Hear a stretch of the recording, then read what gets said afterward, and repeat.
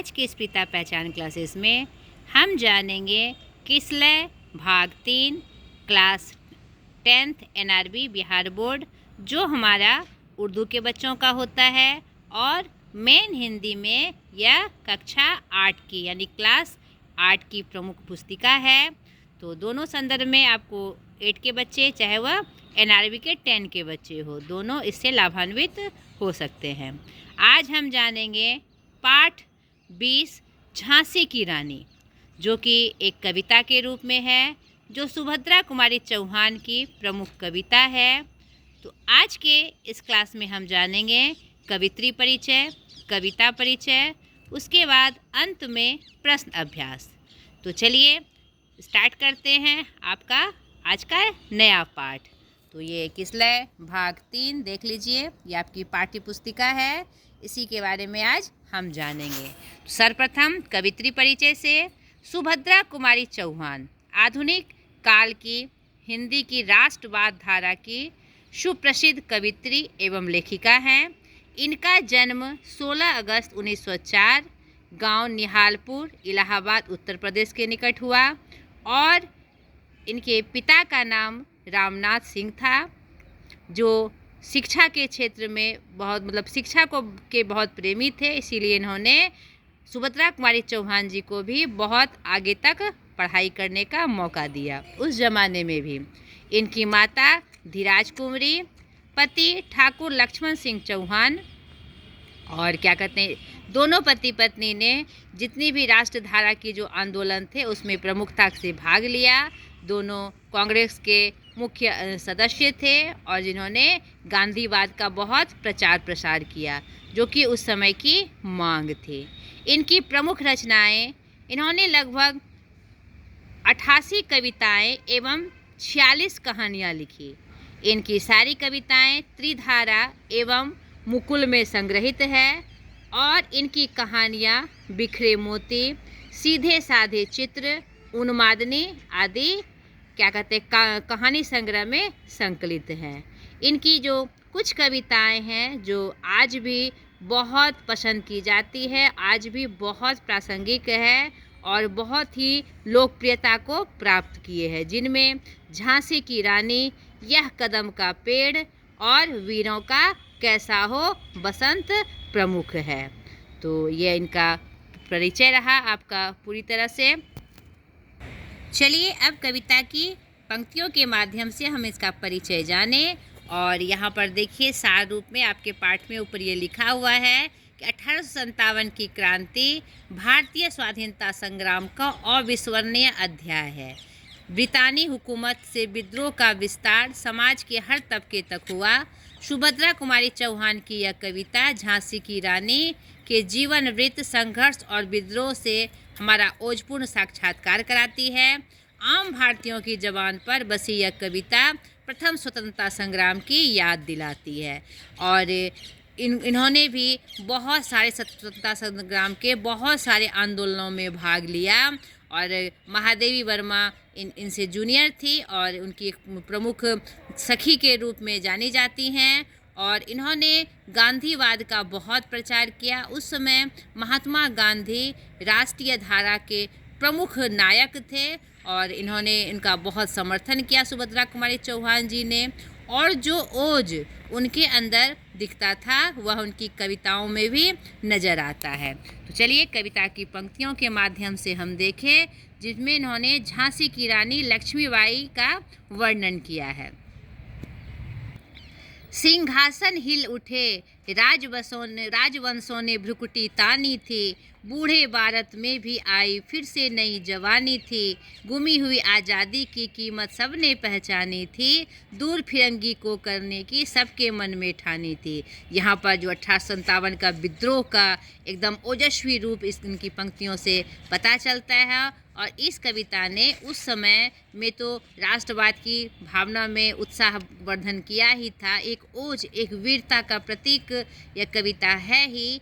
आज के संदर्भ में भी यह हमें सीख दे जाती है कि हमारे सामने कोई समस्या आए तो हमें मुंह नहीं छुपाना चाहिए, हमें आगे बढ़कर उसका सामना करना चाहिए। यह बहुत बड़ी सीख है इस कविता के माध्यम से।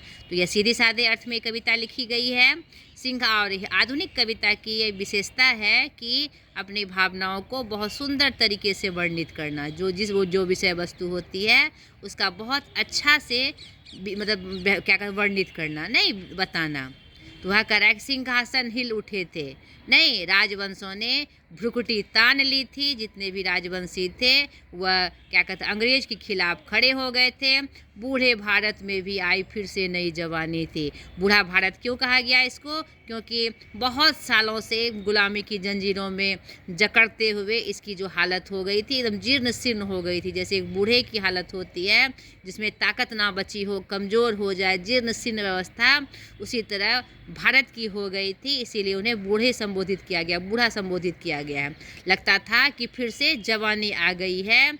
गुमी हुई आज़ादी की कीमत सबने पहचानी थी। यानी जो हमारी आज़ादी गुम हो गई थी, हम जो गुलाम हो गए थे, उसकी जो कीमत है कि आज़ादी क्या होती है, सबके मन में यह बात आ गई थी। अब आज़ादी प्राप्त करने के लिए पूरे देश में क्या हो गया था, एकदम हड़कंप मच गया था, एक आंदोलन सा मच गया था। दूर फिरंगी को करने की सबने मन में ठानी थी। वह जो 1857 की का जो आंदोलन था, सबने मन में यह दृढ़ निश्चय कर लिया था अब फिरंगियों को यानी अंग्रेज़ों को भगाना है, अपने भारत से भगाना है और स्वतंत्रता प्राप्त करनी है।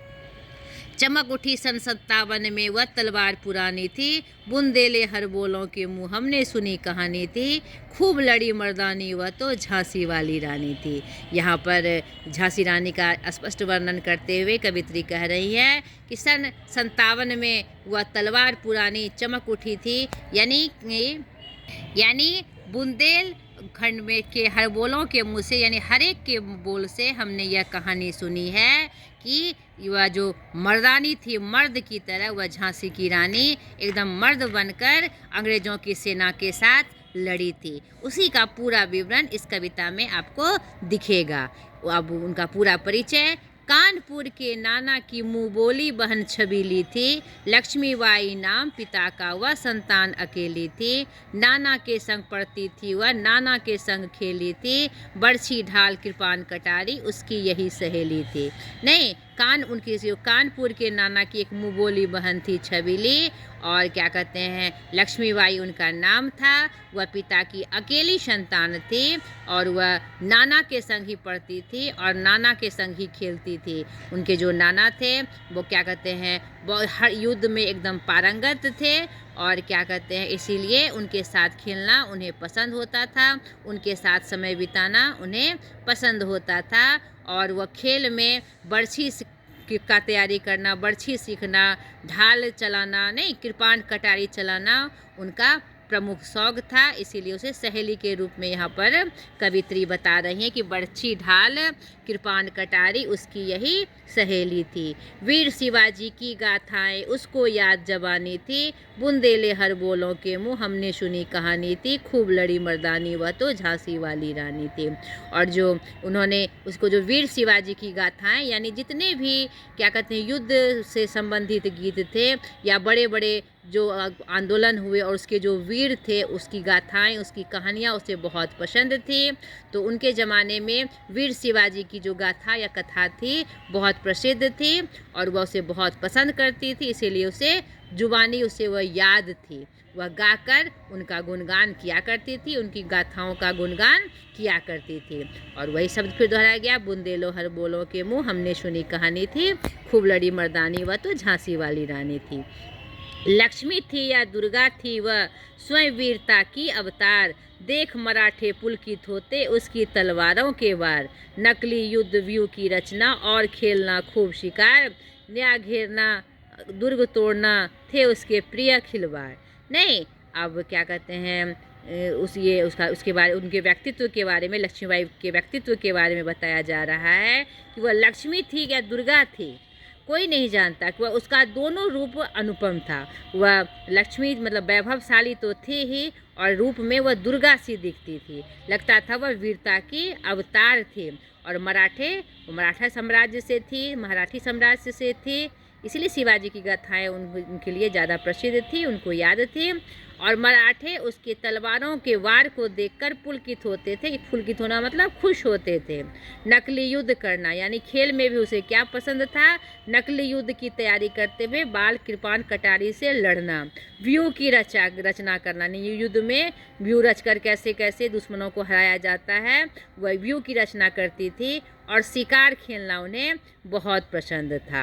और क्या कहते हैं, घेरना यानी घेरना, दुर्ग को घेरना या क्या कहते हैं राज्य को घेरना, दुर्ग तोड़ना, किला को तोड़ना, ये सब उसके क्या थे, प्रिय खिलवाड़ थे, जो कि वह नकली कहानियों में, खेलों में मंचन करते हुए यह काम वह करती थी। आगे देखिए, महाराष्ट्र कुल देवी उसकी भी आराध्य भवानी थी। बुंदेलो हर बोलों के मुँह हमने सुनी कहानी थी, खूब लड़ी मर्दानी वह तो झांसी वाली रानी थी। और जो उनकी कुल देवी थी वह महाराष्ट्र की कुल देवी थी और वही उनकी आराध्य भी थी, यानी उसी की आराधना करती थी क्योंकि वह शक्ति की पूजा करती थी और शक्ति को वह मानती थी। आगे देखिए, उनकी कविता, उनके बारे में, वैभव के बारे में बताई जा रही है। उनके जो हुआ, उनकी विवाह जो हुई वीरता की वैभव के साथ सगाई झांसी में, ब्याह हुआ रानी बन आई लक्ष्मीबाई झांसी में।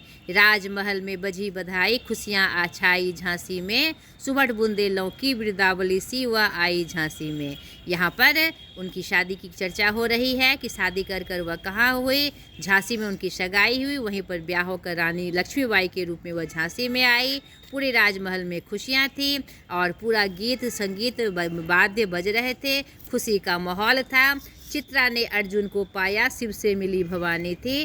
बुंदेलो हर बोलों के मुँह हमने सुनी कहानी थी, खूब लड़ी मर्दानी वह तो झांसी वाली रानी थी। जिस प्रकार चित्रा ने अर्जुन को पाया, शिव ने पार्वती को पाया, उसी प्रकार रानी लक्ष्मीबाई क्या कहते हैं, विवाह कर कर आई। ठीक है, आगे देखिए, उदित हुआ सौभाग्य मुदित महलों में उजियाली छाई, किंतु कालगति चुपके चुपके काली घटा घेर लाई। तीर चलाने वाले कर में उसे चूड़ियाँ कब भाई, रानी विधवा हुई हाय विधि को भी दया नहीं आई। लेकिन यहाँ पर उनके साथ एक बहुत दुर्घटना घट गई कि कुछ समय के बाद ही जो उजियाली छाई हुई थी, जो सौभाग्य जागा था, उदित हुआ सौभाग्य, उदित महलों में उजियाली छाई, चारों तरफ उजाला छा गया, किंतु काल चक्र को कुछ और ही मंजूर था और चुपके वह आकर यानी कि उसकी पति की मृत्यु हो गई। रानी क्या हो गई, विधवा हो गई। निसंतान मरे राजा जी, रानी शोक समानी थी। बुंदेले हर बोलों के मुँह हमने सुनी कहानी थी, खूब लड़ी मर्दानी वह तो झांसी वाली रानी थी। और जो राजा थे निसंतान मरे थे, तो यह दुख पूरे वहाँ पर साम्राज्य पे फैल गया, उनके राज्य में फैल गया। अब जो खुशहाली आई थी, जो उजाला आया था शादी के बाद, जो चारों तरफ खुशहाली का माहौल था, वह दुख में तब्दील हो गया था। वह जो राजा थे निसंतान मारे गए थे, अब चारों तरफ दुख का माहौल हो गया। बुझा दीप झांसी का तब डलहौजी मन में हर्षाया, राज हड़प करने को उसने यह अच्छा अवसर पाया। फौरन फौजे भेज दुर्ग पर अपना झंडा फहराया, लावारिस का वारिस बनकर ब्रिटिश राज्य झांसी आया। और इसी ताक में ब्रिटिश साम्राज्य था। और जब उसने जान लिया कि क्या कहते हैं, झांसी का दीप यानी राजा मारा गया है, तो वह मन ही मन हर्षित हुआ और राज हड़प करने की इच्छा से उसने उसे अच्छा अवसर पाकर क्या किया, तुरंत फौज उस किला दुर्ग पर यानी झांसी में भेजकर अपना झंडा फहराया और लावारिस का वारिस बनकर ब्रिटिश राज्य झांसी आया और उसे हड़पने के लिए, राज पर कब्जा करने के लिए वह झांसी आकर उसे अपना क्या कहते राज्य में शामिल करने के लिए वहां पहुंच गया। आगे देखिए क्या होता है। अश्रुपूर्ण रानी ने देखा झांसी हुई वीरानी थी, बुंदेले हर बोलों के मुँह हमने सुनी कहानी थी, वह खूब लड़ी मर्दानी वह तो झांसी वाली रानी थी। और दुख का माहौल था, लेकिन वह वीरांगना थी, एक वीर पुत्री थी। उसे यह पता था कि किस परिस्थिति में कैसा काम करना चाहिए। यहाँ डलहौजी उसका जो मन था वह चाहती थी कि ऐसा वह ना करे। अगर ऐसा हो गया तो फिर हम गुलाम हो जाएंगे और हमारा अपना राज्य भी नष्ट हो जाएगा।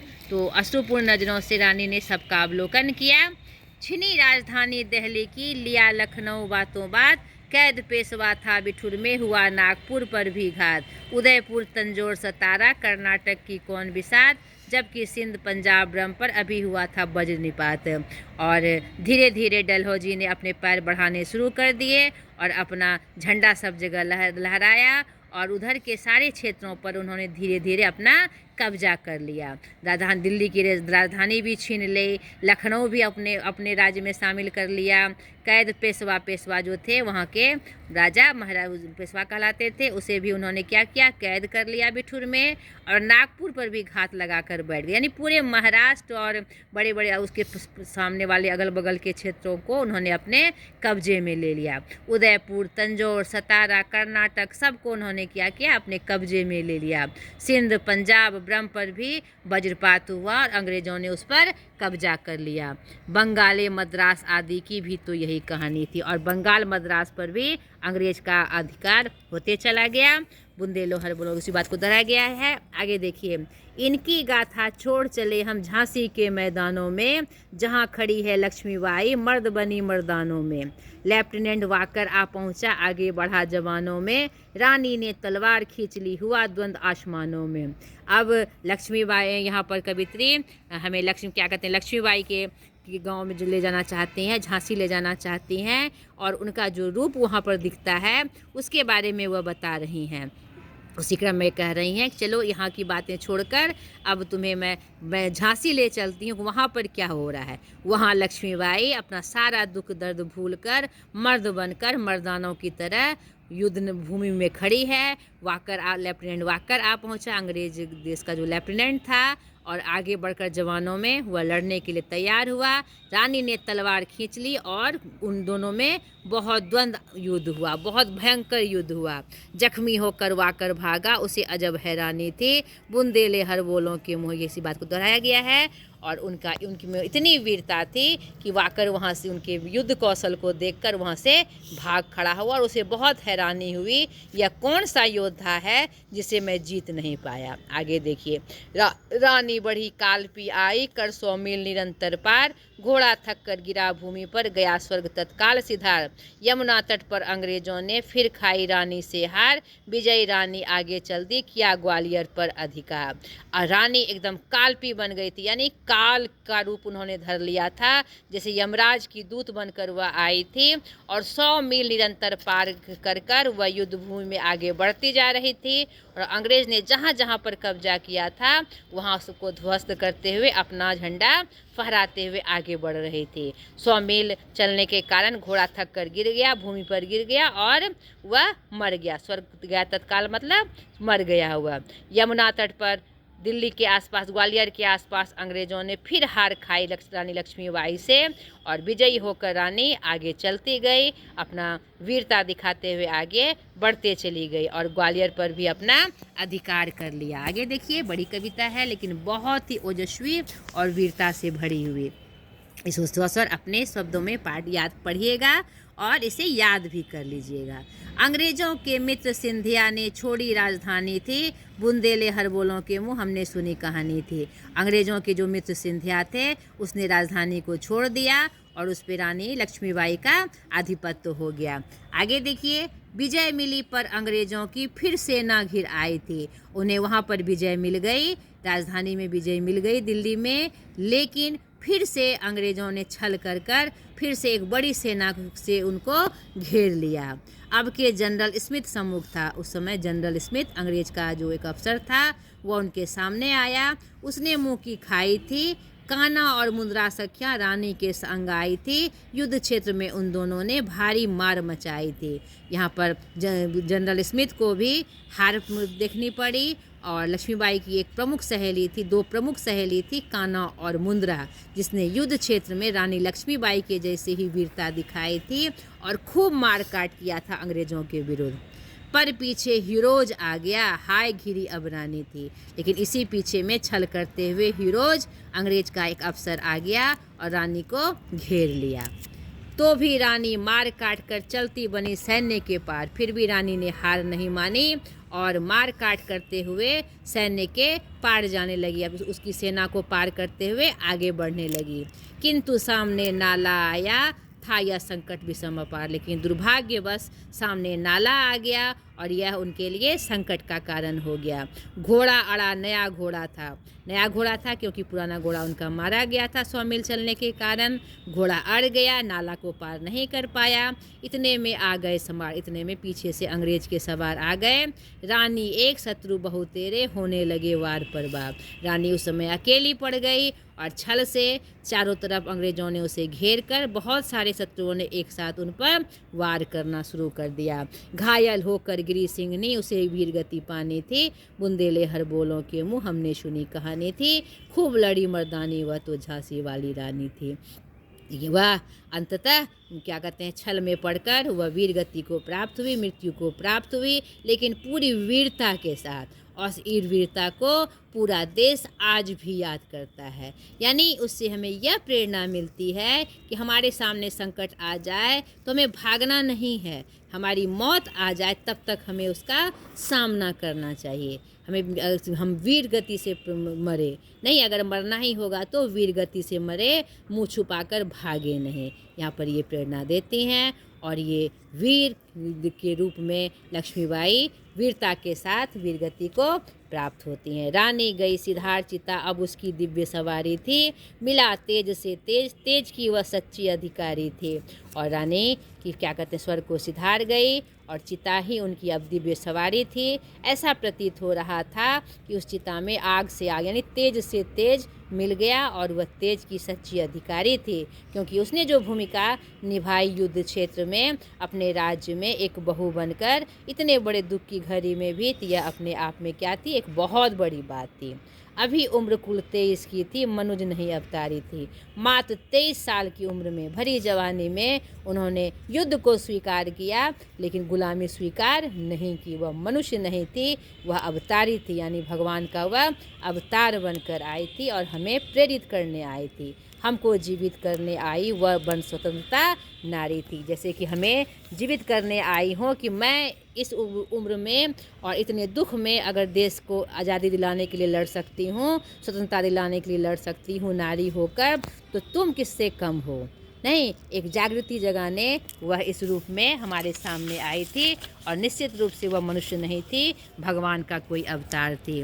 दिखा गई पथ सिखा गई, हमको जो सीख सिखानी थी।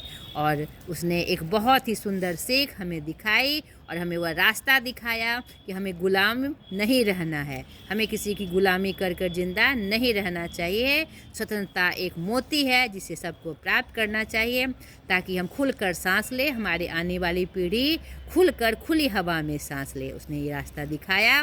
बुंदेले हर बोलों के मुँह, हमने सुनी कहानी थी। खूब लड़ी मर्दानी, वह तो झांसी वाली रानी थी। इस तरह से कविता का अंत हुआ। बहुत ही ओजस्वी कविता, वीरता से परिपूर्ण, और एक लक्ष्मीबाई, रानी झांसी की रानी लक्ष्मीबाई का पूरा परिचय, जो कि सुभद्रा कुमारी चौहान जी ने बहुत ही सुंदर शब्दों में सजाया है।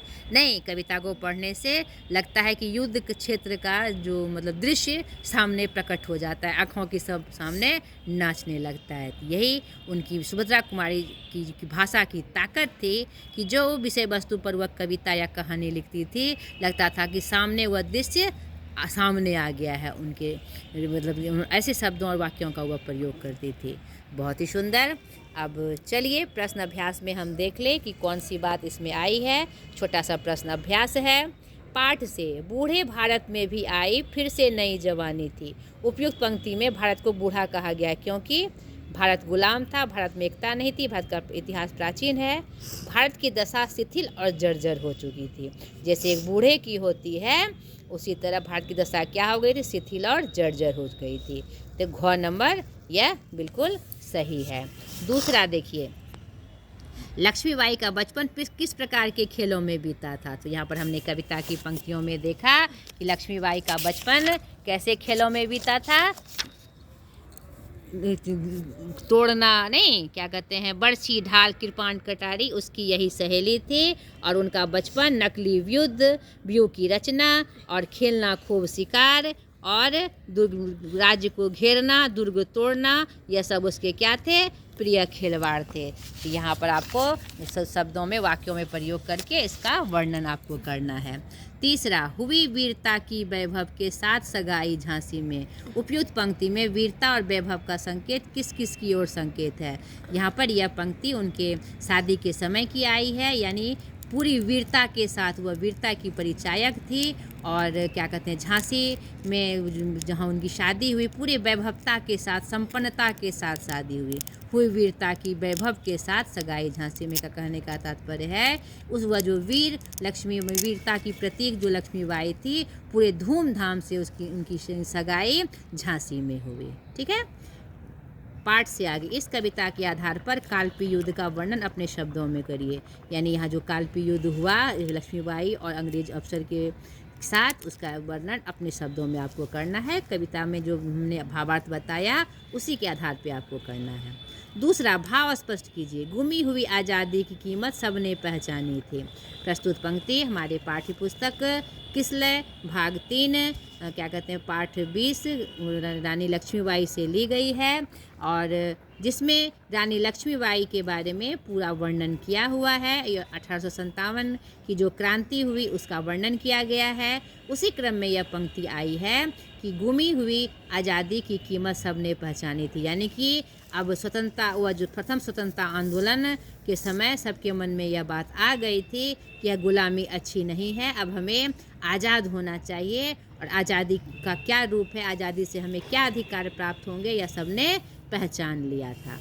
हमको जीवित करने आई वर्ण स्वतंत्रता नारी थी। प्रस्तुत पंक्ति हमारे पाठ्य पुस्तक रानी लक्ष्मीबाई कविता से ली गई है, जिसकी कवित्री सुभद्रा कुमारी चौहान जी हैं। इस कविता के माध्यम से वह लक्ष्मीबाई, वीरांगना लक्ष्मीबाई के बारे में बता रहे हैं। उसी क्रम में यह पंक्ति आई है कि हमको जीवित करने आई वर्ण स्वतंत्रता नारी थी। यानी वह जो लक्ष्मीबाई थी, मात्र 23 साल की उम्र में उन्होंने एक ऐसी सीख दे दी और ऐसा रास्ता दिखा दिया स्वतंत्रता प्राप्त करने का। उस उम्र में एक नारी होकर उसने जो वीरता दिखाई और अपने देश के लिए लड़ी अंग्रेज के खिलाफ, तो वह रूप हमको वह एक राह के रूप में दिखाने आई थी, हमें जिंदा करने आई थी कि कब तक गुलामी की बेड़ियों में हम जकड़े रहेंगे, मरते रहेंगे। अब हमें जीना है, जीवित होकर स्वतंत्रता को प्राप्त करना है। इस कविता से लक्ष्मीबाई से संबंधित कुछ पंक्तियाँ चुनकर उनके आधार पर रानी की वीरता का वर्णन करिए। तो यहाँ पर बहुत सारी ऐसी पंक्ति है, आपको चुनकर उसका वर्णन करना है। नीचे कुछ उदाहरण दिए जिसमें पद्य भाषा को गद्य भाषा में लिखा गया है, आपको भी वो लिखने के लिए कहा गया है। बहुत आसान है। पद्य भाषा यानी कविता की भाषा, गद्य भाषा यानी शुद्ध वाक्य में। बुंदेले हरबोलों के मुँह हमने सुनी कहानी थी। हमने बुंदेले हरबोलों के मुँह से यह कहानी सुनी थी। वीर शिवाजी की गाथाएं उसको याद जवानी थी। उनको वीर शिवाजी की जो गाथाएं हैं उनको जुबानी याद थी। ठीक है, कुछ गतिविधि हैं। प्रथम भारतीय स्वाधीनता संग्राम के प्रमुख वीरों की चित्रावली बनाकर क्या प्रत्येक चित्र के साथ उनका संक्षिप्त परिचय दीजिए। तो भारतीय स्वतंत्रता स्वाधीनता संग्राम में बहुत सारे ऐसे वीर हैं। वीर शिवाजी हुए, क्या कहते हैं, बहुत सारे हैं, महात्मा गांधी हुए, सुभाष चंद्र बोस हुए, नहीं बहुत सारे ऐसे सपूत हैं। उनका चित्र अगर आपको उपलब्ध होता है तो बनाकर उनका संक्षेप में परिचय लिखिए। प्रथम भारतीय स्वतंत्रता संग्राम के क्या कारण थे, अध्यापक से पता कीजिए। प्रथम भारतीय स्वतंत्रता संग्राम का क्या कारण था। 1857 में अंग्रेज़ों का जब उत्पात बढ़ गया, जब उन्होंने बहुत हमें कष्ट देने लगे, तो भारतीयों ने पहचाना कि नहीं, अब उनका अन्याय नहीं सहा जाएगा। और बहुत सारे महापुरुषों ने, बहुत सारे समाज सुधारकों ने इस तरफ पूरे देश में आंदोलन को जगाया कि यह जो गुलामी की बेड़ी है यह सही नहीं है। तो इसी अंग्रेज़ के विरोध में फिर भारतीय स्वतंत्रता संग्राम, प्रथम भारतीय स्वतंत्रता संग्राम जो 1857 में था, उसकी जय घोषणा हुई। पाठ में आए पात्रों के बीच में संवाद को अपनी भाषा में लिखिए तथा अभिनय करिए। ये आप में ये आपकी क्वालिटी को बढ़ाने के लिए, ये बात गतिविधि करने के लिए कहा जा रहा है, ताकि आप में एक नई विधा का संचार हो सके अभिनय के रूप में। ये आपका अभ्यास था। बहुत ही सुंदर कविता, बहुत अच्छे रूपों में हमने जाने। थोड़ी लंबी कविता थी, झांसी की रानी नहीं, तो आपको इसको स्पष्ट रूप से शुद्ध के साथ पढ़ना है और इसमें जो विषय वस्तु का वर्णन है, घटनाक्रम का वर्णन है, उसको स्मरण रखना है और फिर आपको प्रश्न अभ्यास भी बनाना है। तो आज तक के लिए इतना ही।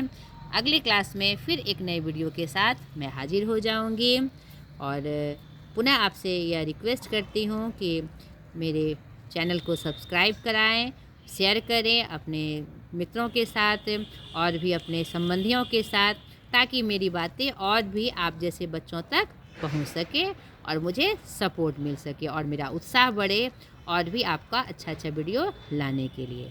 आज तक के लिए इतना ही। बाय।